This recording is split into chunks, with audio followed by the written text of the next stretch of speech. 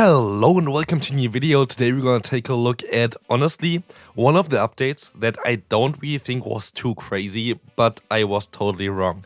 Hakamo-O is a Pokemon that you need for the new Go Battle League season. And yeah, today we're gonna take a look at every battle that I did with this team here.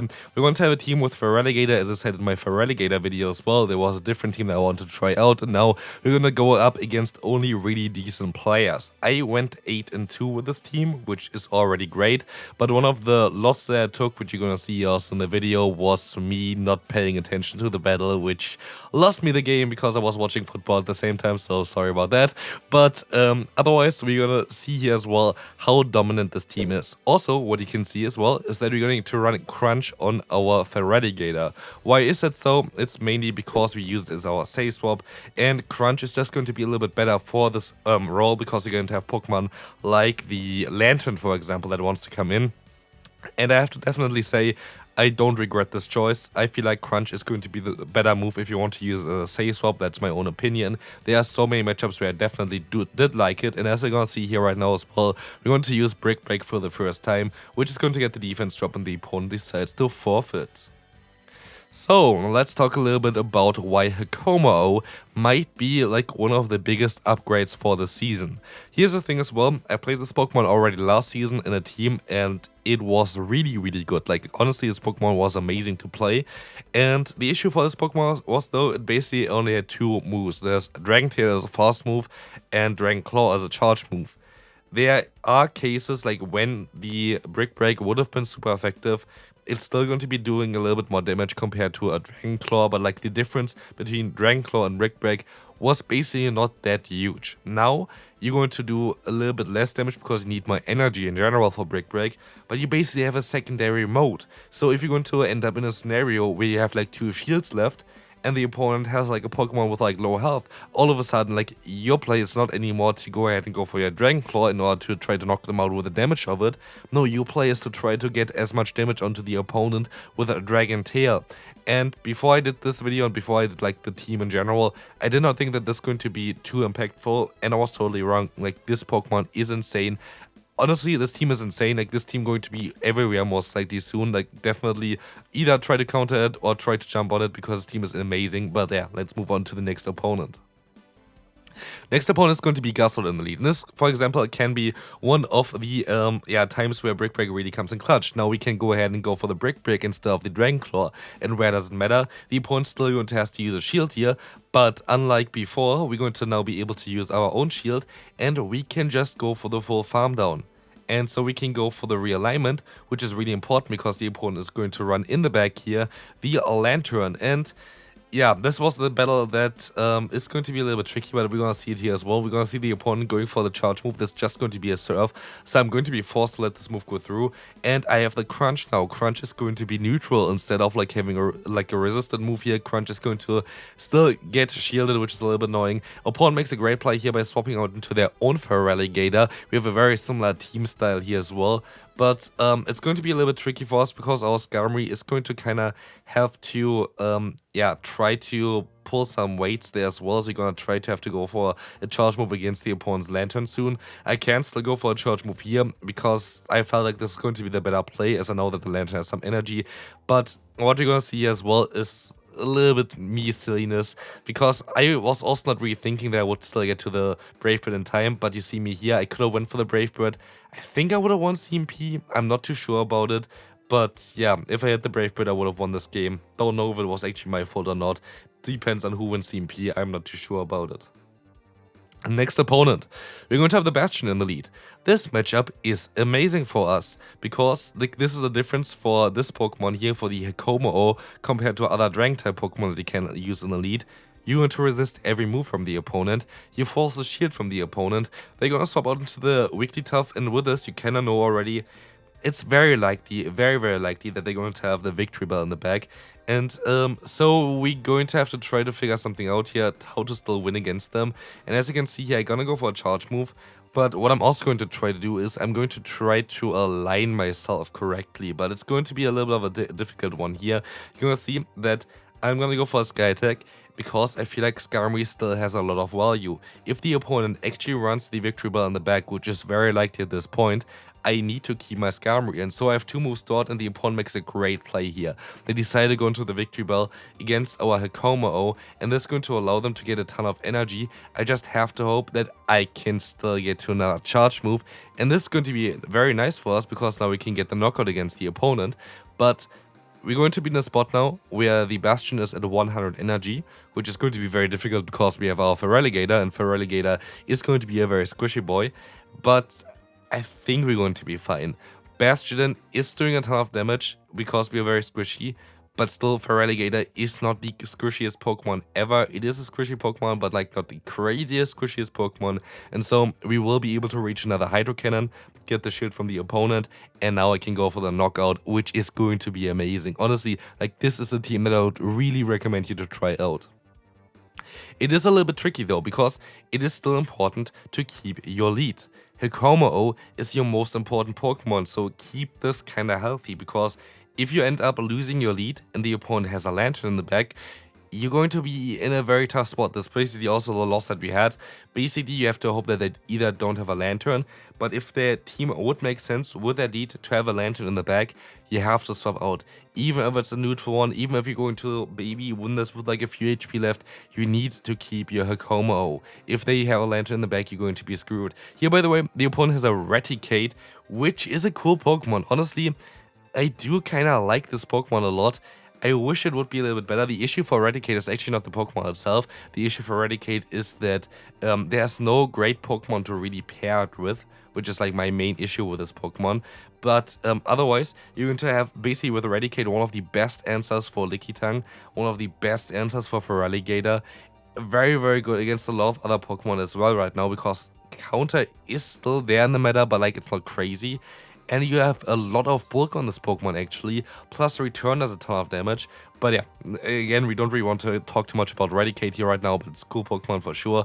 But here we're going to see that they're going to have a Clodsire in the back, which can be a little bit tricky, but we have to hope kinda that we can sweep endgame with our Skarmory. I know that the opponent is going to be able to still survive this move, but maybe we can go for the full farm down.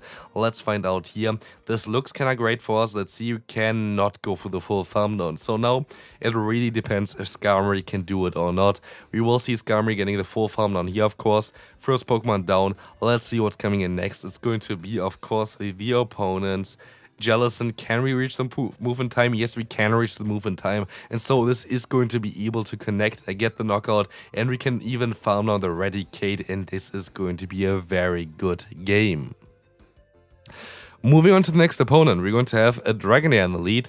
Here, for me, it's better to not go for a charge move. This is the cool thing about Dragon Tail, you can sneak one in. And so we will be able to go for the full farm down without even having to use any of our energy. And so we're gonna try to swap out most likely immediately. Turns out I could have stayed in because it was the opponent's Feraligatr. But as you can see here, they're actually going to run the Lantern in the back. And this is kind of what you want to do here. You kind of want to try to bait this Pokemon out of here. And this is going to be really good for you because now we're going to get them insanely low. We can go for another charge move here with our Hakamo-O. You can just go for the Dragon Claw, and this is going to take the knockout against the opponent. Mistake's been made though for me maybe here.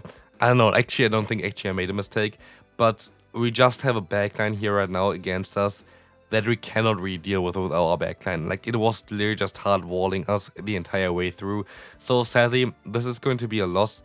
It was a very neutral lead, but the backline was kind of hard walling us, so that's going to be a little bit of a tricky one. Kind of the same as our first loss, so I kind of put it towards it, but basically every other team we can dominate. Let's take a look at the next opponent here.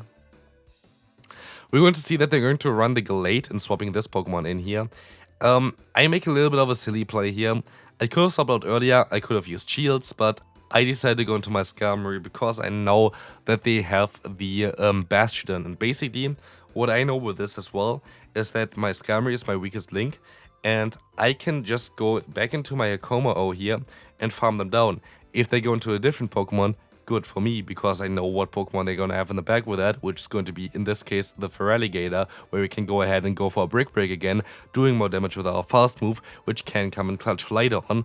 But in general, I know at this point, I'm good. I don't really need anything here. I can just go ahead, go for the full farm down thanks to the Brick debuff here as well, because we're gonna do more damage now. But I can just go for Brick Breaks against the opponent's Bastiodon, and we still have our own Feraligatr in the back. And there is nothing that they can do. I was thinking maybe 2 Brick Breaks would be enough, but looking at the damage here, it's definitely not, so it's better for us to swap out, go for the Hydro Cannon. This is most likely going to be enough damage after the debuff, being stab, being a hard-hitting move, and yes, so this is going to be a very good game. Moving on to the next opponent, what do you do against Azumarill? This Pokemon can be a little bit tricky, but 2-shield scenario for Feraligatr, you need the Shadow variant to have a great matchup here. I guess maybe actually you don't need the Shadow variant, because I guess the normal variant is going to be able to easily survive a play rough, so it's going to be better for you. Here, of course, the damage is adding up from Shadow Claw plus the Hydro Cannon, which is going to be great for us, and so we can still try to go for another Hydro Cannon against the opponent, and as you're gonna see, we're gonna get them low enough, but I was not expecting that they would get to another charge move already. And so we're gonna try to farm them all the way down, but of course they can now decide to swap out. Swapping out into an Annihilate is going to be okay for us, because yeah, we're 2 shields down, but for how long is going to last? Not for very long, and this is the thing as well for Feraligatr. With the coverage this Pokemon has, basically you're gonna guarantee back to get the shields there if you have a lot of energy on it. And so here, I will be able to take a Shadow Ball, I will get to the Sky Attack, knock them out, and I kinda think I'm in a decent spot. Azumarill cannot come in here, so we have to see the final Pokemon because Azumarill will get farmed down. So let's see what's going to be. It's going to be the Giratina. That's a little bit tricky because I don't get to the move here now. And yeah, so I'm forced to go back into my Hakamo-O, and I have to hope that the opponent is not running the move Dragon Pulse. They don't, and this is great because now we can survive. I was expecting them to swap out. Basically, I was swapping out there no matter what into my Feraligatr, and now Crunch can come in clutch. We can go for the knockout, and this is going to be a very good game. Bye-bye, Giratina. Next opponent, we're going to have another horrible lead. So, like you see here, I'm not actually encountering like only like the fairy tale leads, the ones that you really want to see here. No, we're going to encounter the worst possible leads for our team. In comes this Sandslash, which is actually kinda good for me. That's actually kinda great for me, as I can now go for the Hydro Cannon, which is gonna get them low, and I was like, I think I can farm them down. I'm fairly certain I can farm them down here, and I will be able to do so. And so I'm leaving here with a lot of energy and a shield disadvantage, which I'm totally fine with, but now I can align my Hakamo-O against whatever they have in the back, and my other Pokemon here, of course, my Skarmory against the Mantine. You can decide to also go for your own Lantern if you wanted to instead of the Skarmory. I like Skarmory a little bit more because it gives you better coverage against Grass Hole teams, but yeah, it really depends on what you want to do. And here I make a mistake. Here I make definitely a little bit of a mistake. I decided to go for the Dragon Claw. That's okay for me. I should have went for the Brick Break most likely as well. But my plan was to basically let them knock me out and get some farm with my Skarmory. But the opponent makes an interesting play here because they completely undercharge, which was smart by them. But I completely forgot that I still would survive this then and still knock out the opponent. I thought I still need another fast move to knock out the opponent. And so if I went for the Dragon Claw, this game would have been over at this point already. But I didn't. And so it depends. Can we still survive another Water Pulse here? We can. Can we still get to our move? We can, and so this is going to still be a win, but it could have been a way easier for me if I played it a little bit differently. Final battle for today. We're going to have another Lantern in the lead, which is going to be great for us, and in comes the Gligar. Huge mistake. Ginormous mistake by me. I should have went into my Skarmory. I don't know why I did this, like it is so silly to not go into the Skarmory there, and so definitely really a silly mistake by me. Skarmory would have been a hard wall to the opponent's Gligar, would have done more damage with a fast move, would have just been way better as a matchup, but at least we're gonna be able to get 2 shields from the opponent and their energy gonna go to waste. But basically at this point I know that my Skarmory gonna get aligned against the Lantern, so I know that no matter what I'm gonna do here, Skarmory is basically dead unless I can snipe later on something in like the end game or whatever, if I can swap out and have like a Brave Bird stored. So I take every move here because I don't care about it, and I know that I have to swap out immediately because the opponent gonna go back into the Lantern, and we have to hope there's something in the back that we can deal with, and that something is going to be for sure the opponent's Trevenant. Trevenant has nowhere to go. Trevenant is going to take a ton of damage from Hakamo-O's Dragon Tail plus Dragon Claw.